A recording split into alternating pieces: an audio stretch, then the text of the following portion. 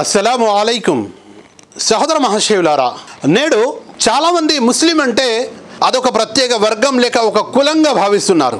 ముస్లిం అంటే ఒక ప్రత్యేక వ్యక్తికి లేక ఒక తెగకు, ఒక వంశానికి, ఒక దేశానికి పెట్టబడిన పేరు ఎంత మాత్రం కాదు.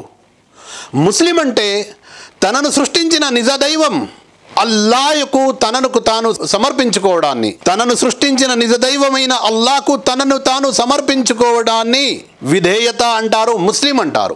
అల్లాహ్కు పూర్తిగా విధేయుడుగా ఉంటూ ఎలాంటి మధ్యవర్తులను, ఎలాంటి మీడియేటర్లను అల్లాహ్కు ఆపాదించకుండా, మీడియేటర్లను పెట్టకుండా నేరుగా డైరెక్ట్గా అల్లాహ్ను ప్రార్థించడం, అదేవిధంగా తమ పాపాలను మన్నించమని అల్లాహ్ను వేడుకుంటూ సరి అయిన మార్గంలో నడిపించమని కోరుకునేవారు, ఆ సరి అయిన మార్గంలో నడిచే వారిని ముస్లింలు అంటారు. ఈ ముస్లింలు కేవలం అరబ్బులోనే ఉన్నారు అనేటువంటి అపోహ, మన దేశంలో అరబ్బు నుంచి వచ్చారు లేక ఇక్కడ బలవంతంగా ముస్లింలుగా మారబడ్డారు అనేటువంటి ఒక దుష్ప్రచారం నేడు సర్వసాధారణమైపోయింది. కానీ వాస్తవంగా ప్రపంచంలో 800 కోట్ల జనాభా ఉంటే అందులో పావు వంతు దాదాపు 200 కోట్ల ముస్లింలు ఉన్నారు, అంతకంటే పైగానే ఉన్నారు. ప్రతి దేశంలో, ప్రతి ప్రాంతంలో, ప్రతి తెగలో, ప్రతి వంశంలో చూసుకున్నట్లయితే మన దేశంలో వివిధ తెగలుగా, వివిధ వర్గాలుగా ప్రజలు విభజించబడ్డారు కదా. ప్రతి ప్రాంతంలో, ప్రతి భాష మాట్లాడే వారిలో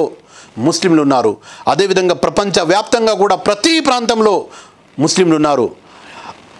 యూరప్ దేశాల నుంచి మొదలుకుంటే ఆఫ్రికాలోని దేశాల వరకు, అరబ్బులోని దేశాల వరకు, మరియు మన ఈ ఆసియాలోని ప్రతి దేశంలో, ప్రతి ప్రాంతంలో ముస్లింలు ఉన్నారు.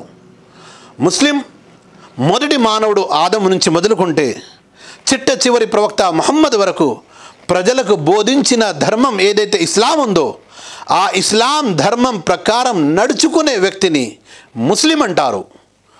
అంటే ముహమ్మద్ ప్రవక్త సల్లల్లాహు అలైహి వసల్లం వారిపై అవతరింపజేయబడిన దైవ గ్రంథం ఖురాన్ను మరియు ప్రవక్త ముహమ్మద్ సల్లల్లాహు అలైహి వసల్లం గారిని మరో మాటలో చెప్పుకోవాలంటే అల్లాహ్ మరియు ప్రవక్త సల్లల్లాహు అలైహి వసల్లం వారి మార్గంలో నడిచే అటువంటి వ్యక్తిని ముస్లిం అంటారు. అదే విధేయత మార్గం, అదే ఇస్లాం, అదే ఒక ఇస్లాంను అనుసరించే వ్యక్తి యొక్క ముస్లిం అని అనబడడం జరుగుతుంది.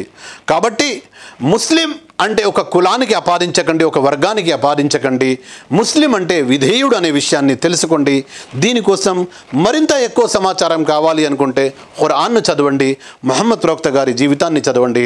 అస్సలాము అలైకుం వరహమతుల్లాహి వబరకాతు.